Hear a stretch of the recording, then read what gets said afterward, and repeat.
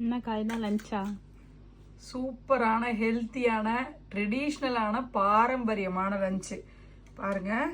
கம்பும் கேழ்வரகும் போட்ட சூப்பரான கூழ், சொரக்காய் பொரியல், இது வந்து பார்த்திங்கன்னா சாம்பார், இது வந்து கத்திரிக்காய், இது வந்து தேனும் தினை மாவும் காலைல படைச்சது, இதுதான் கருவாட்டு குழம்பு, இது வந்து பார்த்திங்கன்னா எறா பொடி போட்டு உருளைக்கிழங்கு கத்திரிக்காய் போட்ட கிரேவி.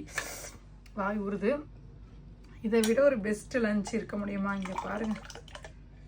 இதில் வந்து மோர், சின்ன வெங்காயம், மாங்காய், கொத்தமல்லி தழையெல்லாம் போட்ட சூப்பரான கூழ். அட்டகாசமாக இருக்குது. இதை மட்டும் ஒரு டைம் குடிச்சு பாருங்கள், செம்மையாக இருக்கும். இந்த சம்மருக்கு ஒரு பெஸ்ட்டான சூப்பரான கூழ்.